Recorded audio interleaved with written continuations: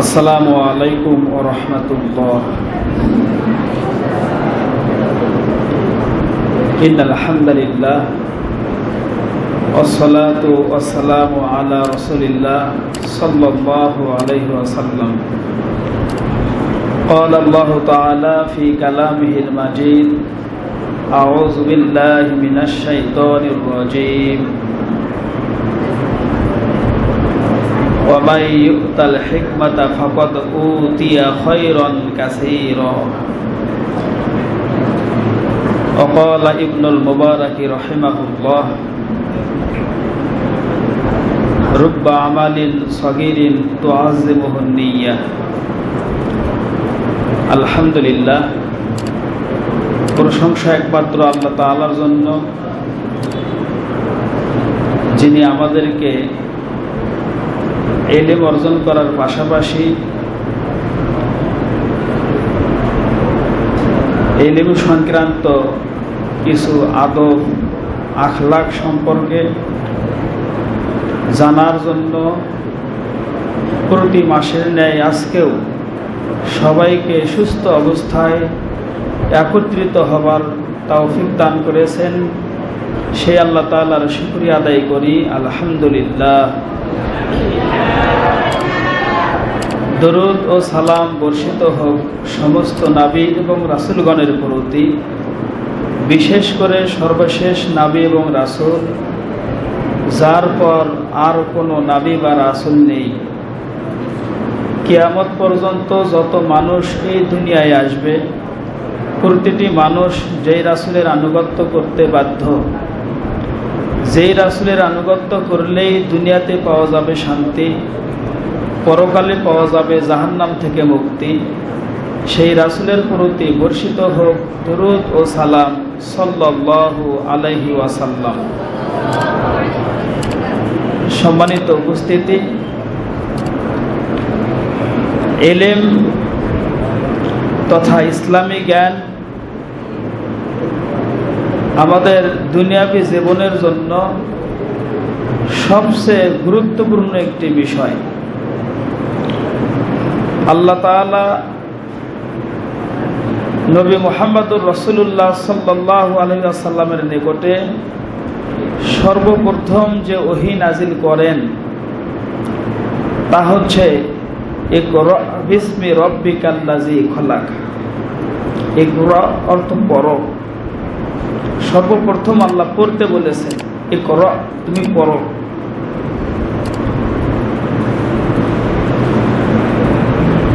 আল্লাহ তাআলা বলেছেন ইউতিল হিকমাতা মান ইয়াশা। আল্লাহ তাআলা যাকে ইচ্ছা করেন শুধু তাকেই এই ইলম দান করেন।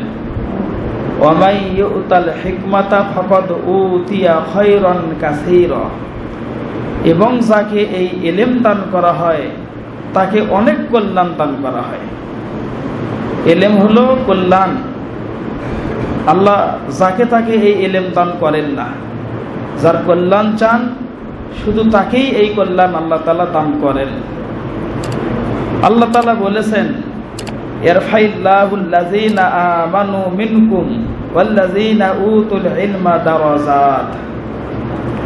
তোমাদের ভিতর থেকে যারা ঈমান এনেছে এবং যাদেরকে ইলম দেওয়া হয়েছে, আল্লাহ তাআলা তাদের মর্যাদা বহুগুণে বৃদ্ধি করবেন। ঈমান আনার সাথে সাথে ইলম থাকতে হবে। ঈমান এবং ইলম যার মধ্যে আছে, আল্লাহ তাআলা তার মর্যাদা বৃদ্ধি করবেন। শুধু তাই নয়, আলী ইবনে আবি তালিব রাদিয়াল্লাহু তাআলা আনহু থেকে একটি বর্ণনা পাওয়া যায়। তিনি বলেছেন, আল ইলমু খায়রুম মিনাল মাল। ইলম সম্পদের চেয়েও দামি। টাকা পয়সা, বাড়ি ঘর, জায়গা জমি, ধন দৌলত, এগুলির চেয়ে অনেক দামি হচ্ছে ইলম। আহমদ ইবনে হাম্বল রাহিমাহুল্লাহ বলেছেন, আন-নাসু আহওয়াজু ইলাল ইলমি মিন হাজাতিহিম ইলাত তা'মি ওয়াশ শারাব। একটা মানুষের খাবার এবং পানীয় যত প্রয়োজন, ইলম তার চেয়ে বেশি প্রয়োজন। এরপর তিনি বলেন, লিয়ান্না তোয়াম ওয়া শারাবা ইহতাজু ইলাইহি ফিল ইয়াউমি মাররাতান আও মাররাতাইন। একটা মানুষের দৈনিক একবার বা দুবার খাবার পানীয় প্রয়োজন হয়, কিন্তু এলেম এমন একটি বিষয় প্রতিটি মুহূর্তে প্রতিটি মানুষের প্রয়োজন হয়।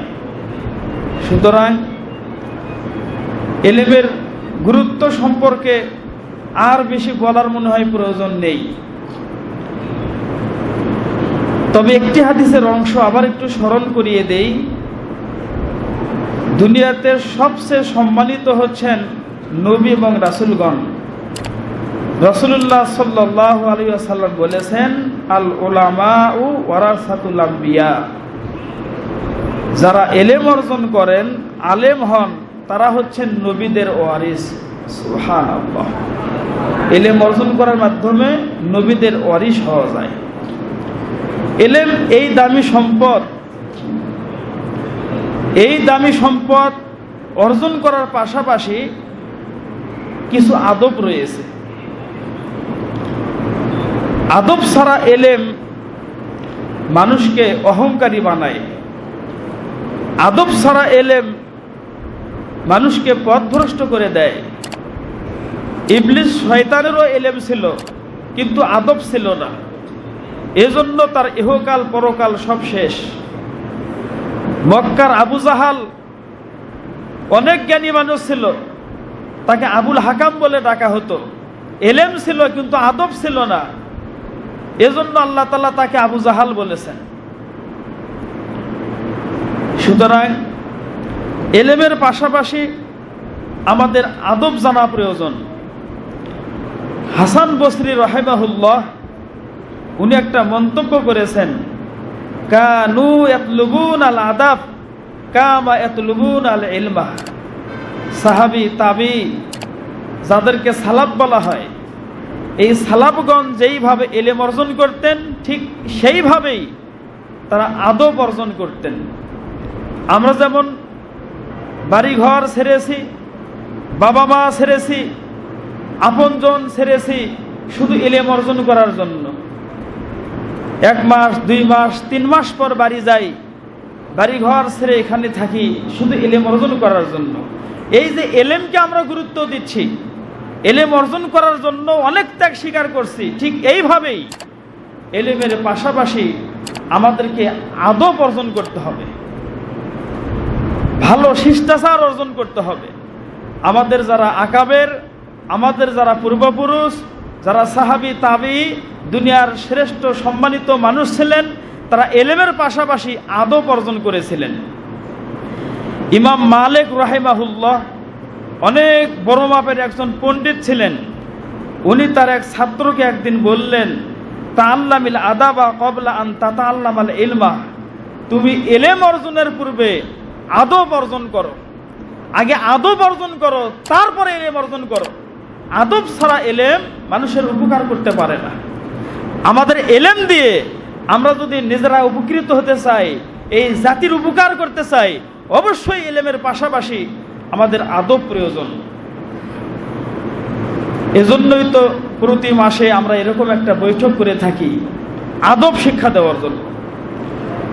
আজকে আমি সংক্ষিপ্ত সময়ে যারা তালিবুল ইলম, ইসলামী জ্ঞান অন্বেষণকারী, তাদের জন্য বিশেষ কিছু আদব রয়েছে, যেইগুলি না থাকলেই নয়। আমি সংক্ষেপে এরকম কিছু আদব নিয়ে আলোচনা করব ইনশাআল্লাহ। প্রথমত, তাসহিহুন নিয়াহ ওয়া ইখলাসুহা। যেই ছেলেটা আলেম হতে চায়, ইসলামী বিদ্যা অর্জন করতে চায়, সর্বপ্রথম তার নিয়ত পরিশুদ্ধ হতে হবে, নিয়ত একনিষ্ঠ হতে হবে। নিয়ত পরিশুদ্ধ না হলে এই ইলম তার কোনো উপকার করবে না। ইমাম বুখারী রাহিমাহুল্লাহ সহিহ বুখারীর সর্বপ্রথম যে হাদিসটা এনেছেন, ইন্নামাল আমালু বিন্নিয়াহ। প্রতিটি আমল নিয়তের উপর নির্ভরশীল। প্রতিটি ভালো কাজ তার নিয়ত অনুযায়ী কার্যকর হবে। এরপর উনি একটা ঘটনা উল্লেখ করেছেন, একটা বড় অংশ উল্লেখ করেছেন। মক্কার একটা লোক এক মহিলাকে ভালোবাসত। সে ওই মহিলাকে বিবাহ করতে চায়। মহিলাটি ইসলাম গ্রহণ করেছেন। মহিলাটি বললেন, আমাকে যদি বিবাহ করতে চাও তাহলে হিজরত করে মদিনায় আসতে হবে। এই লোকটা ওই মহিলাকে বিবাহ করার জন্য মক্কা থেকে হিজরত করে মদিনায় গেলেন। এর আগে হিজরতের ফজিলত বলি।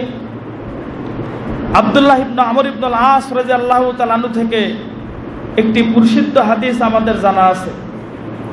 রাসূলুল্লাহ সাল্লাল্লাহু আলাইহি ওয়াসাল্লাম বলেছেন, তিনটি আমল যে ব্যক্তি করতে পারবে তার অতীতের সমস্ত পাপ আল্লাহ তাআলা ক্ষমা করে দিবেন। তার ভেতর একটি আমল হলো, কোনো অমুসলিম যদি ইসলাম গ্রহণ করে তার অতীতের সকল পাপ ক্ষমা হয়ে যাবে। 2 নাম্বার, কেউ যদি আল্লাহ তাআলাকে খুশি করার জন্য হজ করতে পারে আল্লাহ তাআলা তার অতীতের সমস্ত পাপ ক্ষমা করে দিবেন।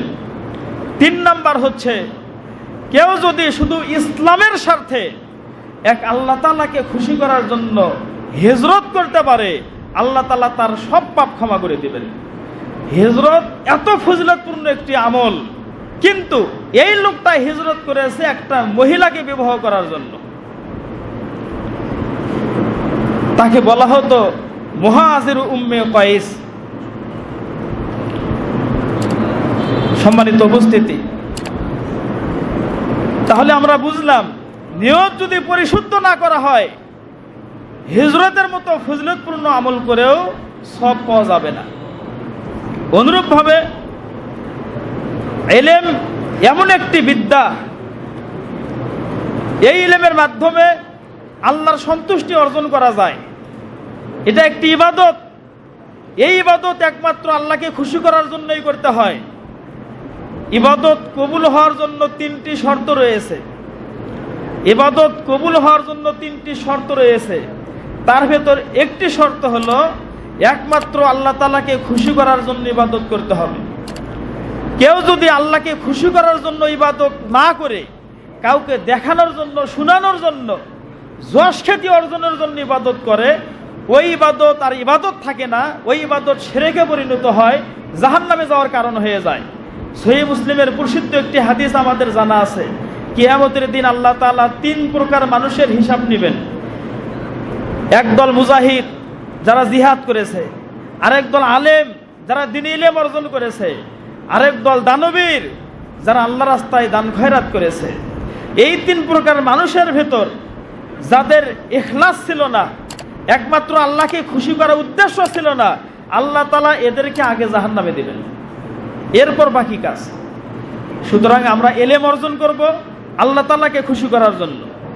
সুনান ইবনে মাজা 252 নম্বর হাদিসে বর্ণিত হয়েছে, রাসূলুল্লাহ সাল্লাল্লাহু আলাইহি ওয়াসাল্লাম বলেছেন, মান তাআল্লামা ইলমান মিম্মা ইবতাগা বিহি ওয়াজহুল্লাহ, যে ব্যক্তি এমন কোন ইলম অর্জন করলো যে ইলমের মাধ্যমে আল্লাহর সন্তুষ্টি অর্জন করা যায়, কিন্তু লা ইয়াতাআল্লামুহু ইল্লা লিইউসিবা বিহি আরাজাম মিনাদ দুনিয়া, যে ইলমের মাধ্যমে আল্লাহর সন্তুষ্টি অর্জন করা যায়, এই ইলম কেউ যদি আল্লাহর সন্তুষ্টির জন্য অর্জন না করে দুনিয়াবি কোনো আশায় ভালো চাকরি করবে, বেশি টাকা কামাই করবে, ভালো অবস্থানে থাকবে, এরকম দুনিয়াবি কোনো উদ্দেশ্যে কেউ যদি দ্বীনি ইলম অর্জন করে, লাম ইয়াজিদ আরফাল জান্নাহ ইয়াউমাল কিয়ামাহ, কিয়ামতের দিন সে জান্নাতের সুঘ্রাণও পাবে না। জান্নাত তো পাবেই না, জান্নাতের সুঘ্রাণ বহু দূর থেকে পাওয়া যায়। দুনিয়াবি স্বার্থে ইলম অর্জন করার কারণে জান্নাত তো পাবে না, জান্নাতের সুঘ্রাণও পাবে না। সুতরাং আমাদের এই ইলম যদি একমাত্র আল্লাহ তাআলাকে খুশি করার জন্য অর্জন করতে পারি, ইহকালে এবং পরকালে উভয় জগতে ইলম আমাদের উপকারে আসবে। ইবনুল মুবারক রাহিমাহুল্লাহ ইখলাসের গুরুত্ব দিতে গিয়ে বলেছেন, রুব্বা আমালিন সগিরিন তুআযিমুহুন নিয়্যাহ, অনেক ছোট্ট ছোট্ট আমল শুধু নিয়ত বিশুদ্ধ হওয়ার কারণে আল্লাহ তাআলার নিকটে অনেক বড় আমলে পরিণত হয়ে যায়। ওয়া রুব্বা আমালিন কাবিরিন তুসাগগিরুহুন নিয়্যাহ, আবার অনেক বড় বড় আমল, অনেক কঠিন আমল, অনেক সময়ব্যাপী আমল, শুধু নিয়ত খারাপ হওয়ার কারণে, নিয়ত বিশুদ্ধ না হওয়ার কারণে, একমাত্র আল্লাহকে খুশি করার জন্য না করার কারণে ওই বিশাল আমল অনেক ছোট হয়ে যায়। শুধু তাই নয়, বিশেষ করে এলেম অর্জনের ব্যাপারে ইখলাসের গুরুত্ব দিতে গিয়ে 10 লক্ষ হাদিসের হাফেজ, ইসলামের মহাপণ্ডিত ইমাম আহমদ বিন হাম্বল রাহিমাহুল্লাহ একটা মন্তব্য করেছেন, আল ইলমু লা ইয়াদিলুহু শাইউন লিমান সাহাত নিয়াতুহু। ইলম এমন একটি সম্পদ, এর সমতুল্য পৃথিবীতে কিছু নেই যদি নিয়ত বিশুদ্ধ করা যায়। যারা আমরা কোরআন হাদিস চর্চা করব, কোরআন হাদিসের ইলম অর্জন করব, আমাদের নিয়ত যদি বিশুদ্ধ হয়, এই ইলম অর্জনের চেয়ে দাবি কোনো ইবাদত পৃথিবীতে নেই। সুতরাং যে ইলম অর্জনের জন্য আমরা বাবা মা ছেড়ে এসেছি, ভাই বোন ছেড়ে এসেছি, আপনজন প্রিয় মানুষ ছেড়ে এসেছি, সেই ইলম যেন বিশুদ্ধ নিয়তে হয়। আল্লাহ আমাদের সেই তৌফিক দান করুন, আমিন। এই ইলম অর্জনের আরো একটি আদব হচ্ছে, ইলম অর্জনের একটা আকাঙ্ক্ষা থাকতে হবে। আমাদের এক উস্তাদ ছিলেন মাওলানা আবুল কালাম আজাদ। উনি মাঝে মাঝে আমাদেরকে বলতেন, হাউসে বিদ্যা কৃপণে ধন। কৃপণ না হলে যেমন ধনী হওয়া যায় না, আগ্রহ না থাকলে তেমনি আলেম হওয়া যায় না। আলেম হতে হলে একটা আগ্রহ থাকতে হয়। আমরা জানি সবচাইতে বেশি হাদিস বর্ণনাকারী সাহাবী আবু হুরায়রা রাদিয়াল্লাহু তাআলা আনহু। উনি কিন্তু ইসলাম গ্রহণ করেছেন অনেক পরে, অথচ ওনার বর্ণিত হাদিস বেশি। কারণ কি? হাদিস শিখার একটা আগ্রহ তার ছিল। তার সম্পর্কে অনেকগুলি বর্ণনা পাওয়া যায়, আমি ছোট্ট একটা অংশ বলি। একবার রমজান মাসে রাসূলুল্লাহ সাল্লাল্লাহু আলাইহি সাল্লাম যাকাতের মাল দেখাশোনা করার জন্য আবু হুরায়রা রাদিয়াল্লাহু তাআলা আনহুকে দায়িত্ব দিলেন। আবু হুরায়রা রাদিয়াল্লাহু তাআলা আনহু রাত জেগে জেগে মাল পাহারা দিচ্ছেন। রাত্রিতে চোর এসে মাল চুরি করা শুরু করলো। আবু হুরায়রা রাদিয়াল্লাহু তাআলা আনহু চোরকে ধরলেন, বললেন, তোমার কঠিন বিচার হবে। চোর তখন বলছে, আমি খুব অভাবী, আমার বাড়িতে খাবার নেই। সাধারণত চোর যা বলে, আমি খুব অসহায়, নিরুপায় হয়ে চুরি করতে এসেছি। আবু হুরায়রা রাদিয়াল্লাহু তাআলা আনহু বলেন, আমার মনে দয়া হলো, আমি চোরটাকে ছেড়ে দিলাম। এইভাবে একদিন হলো, 2 দিন হলো, তৃতীয় দিন চোর আবার এসেছে। এবার আমি চোরকে ধরে বললাম, এবার ছাড়াছাড়ি নাই, তোমাকে নবী মুহাম্মদুর রাসূলুল্লাহ সাল্লাল্লাহু আলাইহি সাল্লামের নিকটে নিয়ে যাব, তোমার কঠিন বিচার হবে। এবার চোর বলছে, হে আবু হুরায়রা, আমি তোমাকে এমন কিছু কালেমা শিক্ষা দেব, যেই কালেমা তোমার উপকার করতে পারে, শর্ত হলো আমাকে ছেড়ে দিতে হবে। আমাকে যদি ছেড়ে দাও, আমি তোমাকে বেশ কিছু কালেমা শিক্ষা দেব। আবু হুরায়রা রাদিয়াল্লাহু তাআলা আনহু উনি তালিবুল ইলম ছিলেন। উনি ইলম অর্জন করার জন্য মসজিদে নববীতে শুয়ে থাকতেন, বসে থাকতেন, ক্ষুধার জ্বালায় অনেক সময় বেহুশ হয়ে পড়ে যেতেন। সেই আবু হুরায়রা রাদিয়াল্লাহু তাআলা আনহু যখন বুঝতে পারলেন একটা ইলম পাওয়া যাবে, ঠিক আছে ভাই, তোমাকে ছেড়ে দেব, কি ইলম, আমাকে ইলম শিক্ষা দাও। তখন ওই চোরটি আবু হুরায়রা রাদিয়াল্লাহু তাআলা আনহুকে আয়াতুল কুরসির ফজিলত শোনালেন। তুমি যদি আয়াতুল কুরসি পড়তে পারো, আল্লাহ তাআলার পক্ষ থেকে তোমাকে হেফাজত করার জন্য ফেরেশতা নিযুক্ত করা হবে, কেউ তোমার কোনো ক্ষয়ক্ষতি করতে পারবে না। আমি আপনাদেরকে বুঝাতে চাচ্ছি, ইলম অর্জনের একটা আগ্রহ থাকতে হবে। নবী মুহাম্মদুর রাসূলুল্লাহ সাল্লাল্লাহু আলাইহি ওয়াসাল্লাম আল্লাহ তাআলার কাছে ইলম বৃদ্ধির দোয়া করেছেন। উনি সম্পদ বৃদ্ধির দোয়া করেন নাই, তার অনেক স্ত্রীর গর্ভে সন্তান নেই, সন্তানের দোয়া করেন নাই, দুনিয়াতে ভালো খাবেন, ভালো থাকবেন, এই রকম দোয়া করেন নাই। উনি যখন ফজরের সালাত আদায় করতেন, আয়েশা রাদিয়াল্লাহু তাআলা আনহা বলেন, ফজরের সালাত আদায় করার পর উনি একটা দোয়া পড়তেন, আল্লাহুম্মা ইন্নী আসআলুকা ইলমান নাফিয়া ওয়া রিজকান তাইয়্যিবা ওয়া আমালান মুতাকাব্বালা। হে আমার রব, হে আমার আল্লাহ, আমি তোমার কাছে উপকারী ইলম চাই, আমি পবিত্র রিজিক চাই, এবং গ্রহণযোগ্য আমল করার শক্তি চাই, সামর্থ্য চাই। এই হাদিস প্রমাণ করে রাসূলুল্লাহ সাল্লাল্লাহু আলাইহি সাল্লাম উপকারী ইলম অর্জনের জন্য কত আগ্রহী ছিলেন। শুধু তাই নয়, সূরা তোহা 114 নম্বর আয়াতে আল্লাহ তাআলা একটা আয়াত নাযিল করেছেন, ওয়াকুর রব্বি জিদনি ইলমা।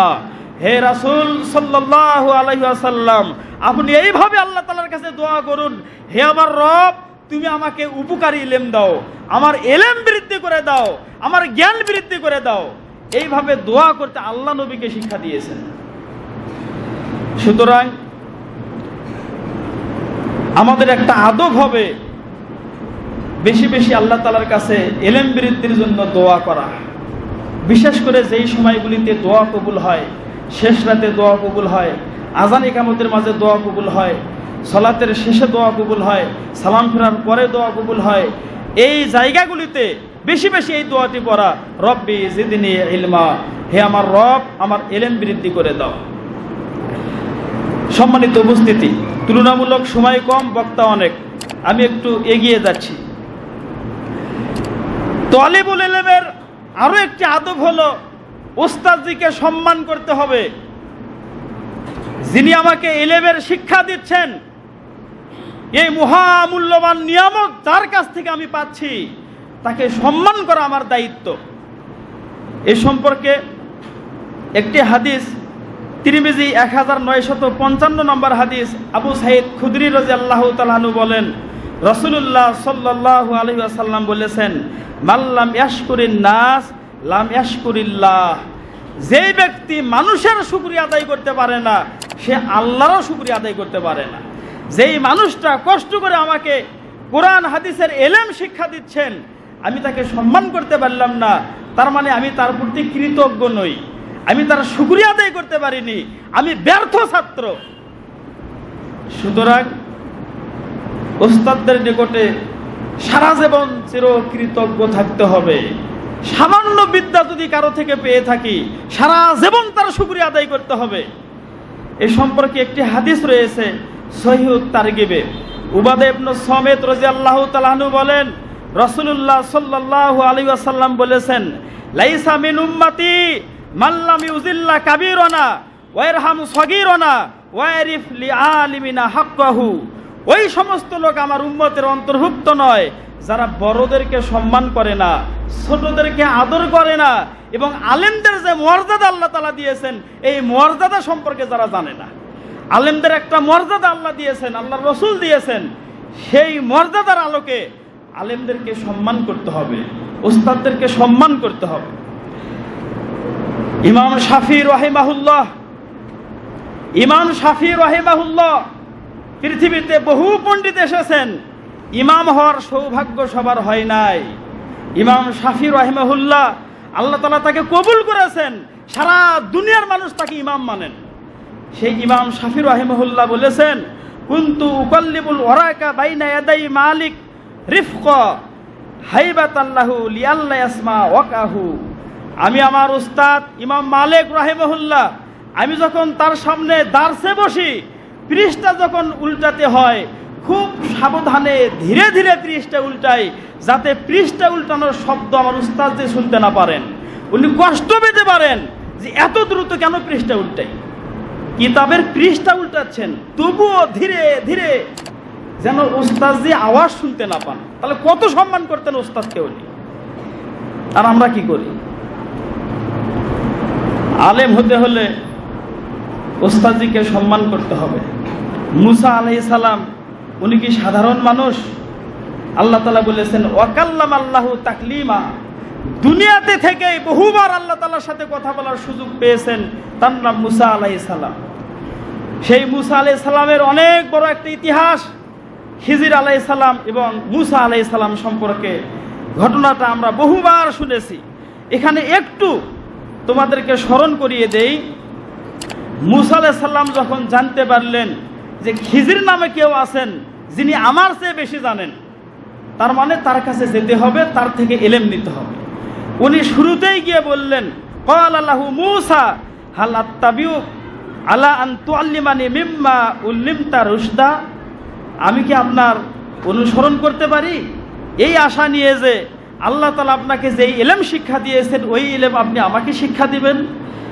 মুসা আলাইহিস সালাম তৎকালীন জামানার রাসূল, নবী, উনি ইচ্ছা করলে বলতে পারতেন, এই খিজির তুমি এখানে আসো, আমার বাসায় 1 মাস থাকো, সকাল সন্ধ্যা আমাকে পড়াও, এভাবে নির্দেশ দিতে পারতেন। কিন্তু না, উনি যদিও নবী, যদিও রাসূল, উনি ইলম অর্জন করতে যাচ্ছেন। ইলম অর্জন করতে গেলে আদবের সাথে ইলম অর্জন করতে হবে। এজন্য প্রথমত অনুমতি চাচ্ছেন, হে খিজির আপনি কি অনুমতি দিবেন? আমি একটু আপনার সাথে থেকে ইলম অর্জন করতে চাই। অনুমতি নিলেন। খিজির বললেন, তুমি ধৈর্য ধারণ করতে পারবে না। মুসা আলাইহিস সালাম বললেন, আল্লাহ চাহে তো আমি ধৈর্য ধারণ করব। অনেক বড় ইতিহাস আমাদের জানা আছে।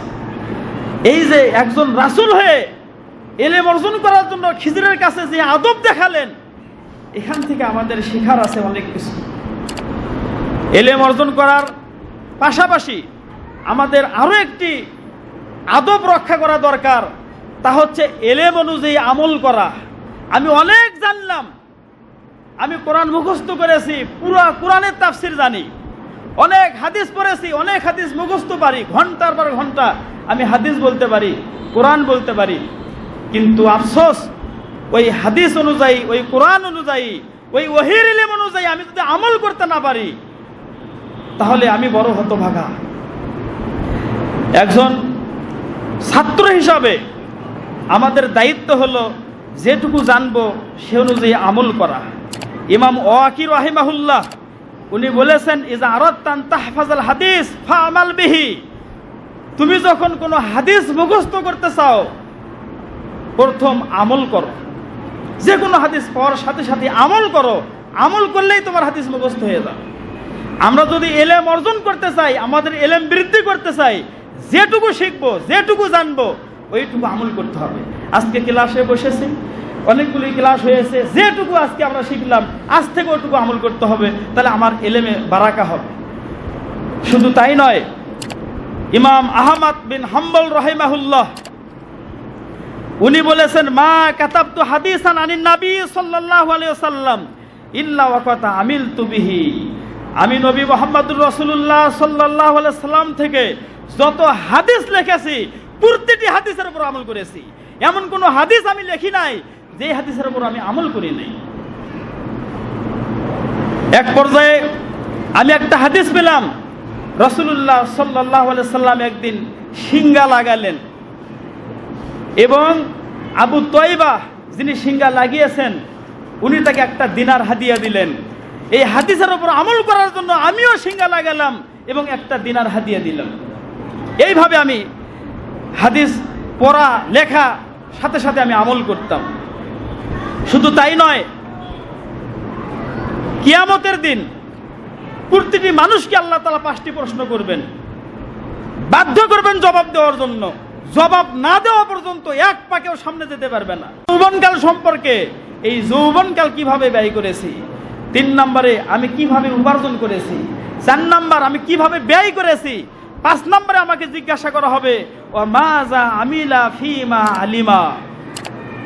তুমি যতটুকু জেনেছো সে অনুযায়ী কতটুকু আমল করেছো।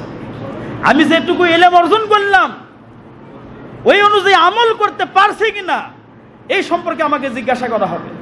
সুতরাং আমরা যেটুকু জানবো আমরা ওইটুকু আমল করবো ইনশাআল্লাহ। ইলম অর্জন করার আরো একটি আদব হলো, ইলম চর্চা করতে হবে, ইলমের চর্চা থাকতে হবে। শুধু ক্লাসে পড়লে হবে না, রুমে এসে সকাল সন্ধ্যা পড়াশোনা করতে হবে। প্রয়োজনে ক্লাসে সবাই একসঙ্গে বসে তাকরার করতে হবে। যে কোনো মূল্যে ওই ইলমের চর্চা বৃদ্ধি করতে হবে, তাহলে ইলম বৃদ্ধি হবে। আব্দুল্লাহ ইবনে মাসউদ রাদিয়াল্লাহু তাআলা আনহু বলেন, তাযাকারুল ইলম ফাইন্না হায়াতাহু মুযাকারাতুহু। তোমরা ইলমের চর্চা করো, ইলমের চর্চাই হচ্ছে ইলমের জীবন। ইলমের চর্চা আছে মানে ইলমের হায়াত আছে, ইলমের চর্চা নাই মানে ইলমের হায়াত নেই।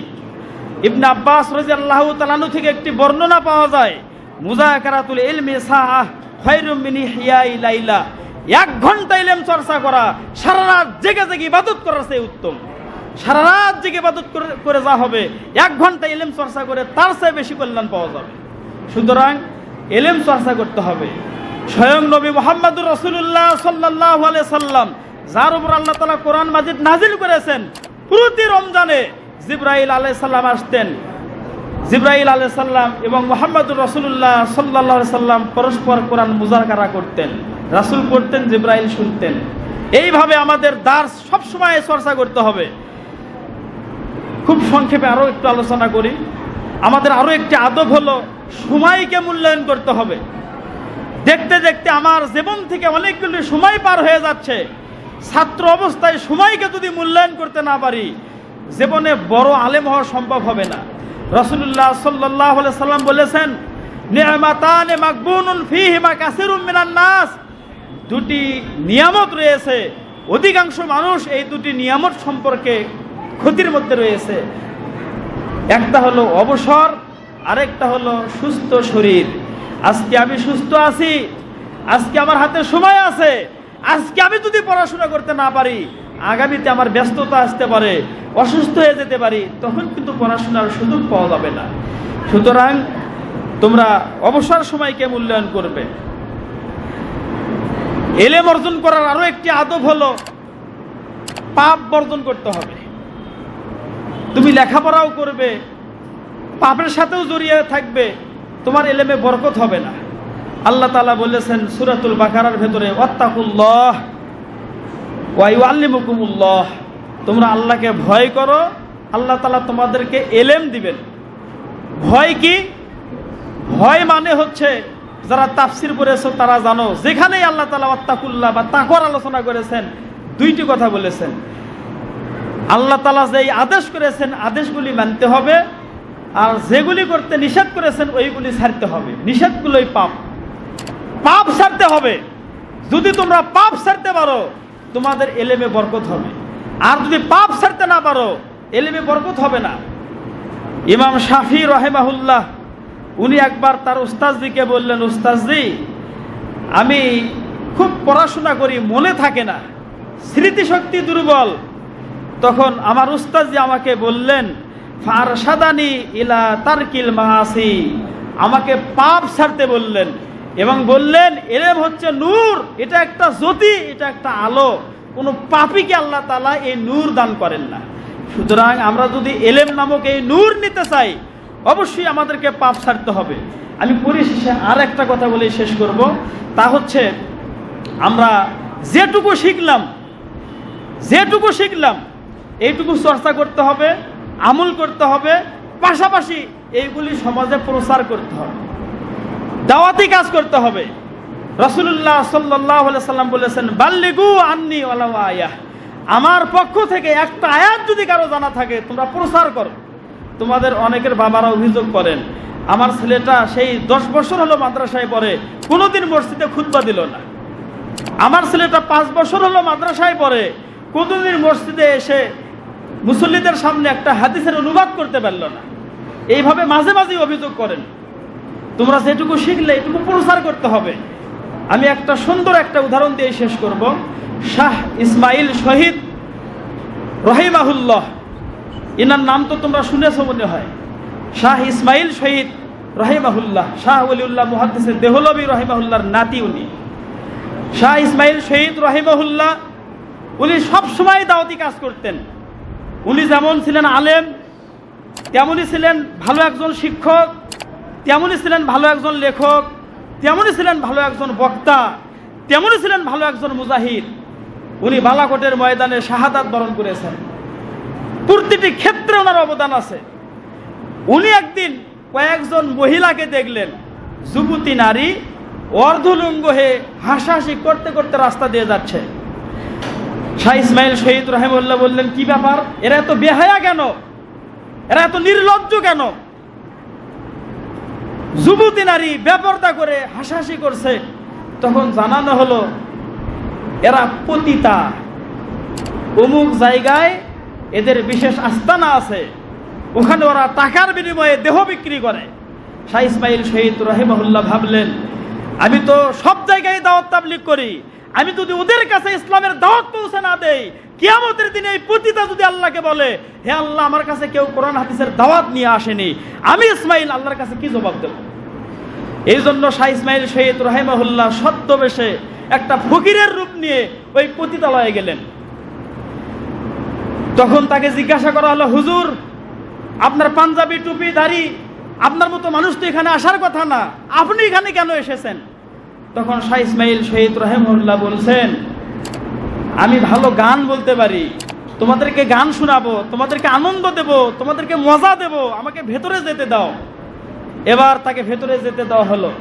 যখন ভেতরে গেলেন তখন ওই পতিতালয়ের যিনি সর্দার এক মহিলা, ওই মহিলা শাহ ইসমাইল শহীদ রহমতুল্লাহি আলাইহি চিনতে পেরেছেন। উনি তখন লাফ দিয়ে দাঁড়িয়ে বলছেন, হুজুর আপনি এখানে কেন, আপনি এখানে কেন এসেছেন? তখন শাহ ইসমাইল বলছেন, আমি তো সব জায়গায় দাওয়াত তাবলীগ করেছি, আমার আশা আমি এখানে একটু কিছুক্ষণ ধর্মীয় আলোচনা করব। তখন ওই সর্দার মহিলা হুজুরকে বসতে দিলেন। ওই পতিতালয়ের প্রত্যেকটা নারীকে একত্রিত করে শাহ ইসমাইল রাহিমাহুল্লাহকে কিছু কথা বলতে দিলেন। শাহ ইসমাইল রাহিমাহুল্লাহ খুব সংক্ষেপে ব্যভিচারের পরিণতি সম্পর্কে, বৈধবন্তায় উপার্জনের গুরুত্ব সম্পর্কে এবং বিবাহ বন্ধনে আবদ্ধ হয়ে দাম্পত্য জীবন পরিচালনা করার গুরুত্ব সম্পর্কে খুব সংক্ষেপে গুরুত্বপূর্ণ কিছু নসিহত করলেন। এই সামান্য বক্তব্যের কারণে পুরো পতিতালয়ের প্রত্যেকটা নারী পরিবর্তন হয়ে গেল। 29 জন নারী একসঙ্গে তারা পতিতালয় ছেড়ে বিবাহ বন্ধনে আবদ্ধ হয়ে সংসার করা শুরু করলো। আর যাদের বয়স হয়েছে, বিবাহ বসার মতো বয়স আর নেই, তারা মানুষের বাড়িতে কাজকর্ম করে বাকি জীবন কাটালো, কিন্তু অবৈধ পন্থায় আর উপার্জন করলো না। তাহলে শাহ ইসমাইল শহীদ রাহিমাহুল্লাহ পতিতালয়েও দাওয়াত দিতে গিয়েছেন। আর তুমি আমি বাসায় যাই, আমরা মসজিদে খুতবা দিতে পারি না। সালাতের পর আমার বাবা আমার চাচা মসজিদের মুসল্লি, আমি তাদেরকে একটা দোয়া শিখাবো, একটা হাদিস শিখাবো, একটা কোরআন বা হাদিসের ঘটনা শোনাবো, আমি সাহস পাই না। এটা আমাদের ব্যর্থতা। সুতরাং আলেম হওয়ার পাশাপাশি তোমাকে দায়ী হতে হবে। তুমি যেটুকু শিখবে ওইটুকু আমল করবে, ওইটুকু চর্চা করবে, পাশাপাশি ওইটুকু প্রচার করবে। বাল্লিগু আন্নি ওয়ালাউ আয়া। পরিশেষে আবারও আল্লাহ নবীর হাদিসের একটি অংশ, রাসূলুল্লাহ সাল্লাল্লাহু আলাইহি সাল্লাম বলেছেন, আমার একটা আয়াত যদি তোমাদের জানা থাকে তোমরা প্রচার করো। সুতরাং তোমরা আমরা যারা আছি, আমরা 5 বছর 10 বছর হলো মাদ্রাসায় পড়াশোনা করি, অনেকেই বা আরো বেশি লেখাপড়া করেছি, অনেক কিছু আমরা জেনেছি। যেটুকু জেনেছি তোমার আমার সমাজের অধিকাংশ মানুষ এগুলো জানে না। তাদের সামনে এই দাওয়াত নিয়ে যেতে হবে। আল্লাহ তাআলা আমাদের সবাইকে ইলম অর্জন করার, ইলম অনুযায়ী আমল করার, ইলম প্রচার করার এবং ইলম অর্জন করতে করতে তালিবুল ইলম অবস্থায় মৃত্যুবরণ করার তৌফিক দান করুন। আমিন। আসসালামু আলাইকুম ওয়া রাহমাতুল্লাহ।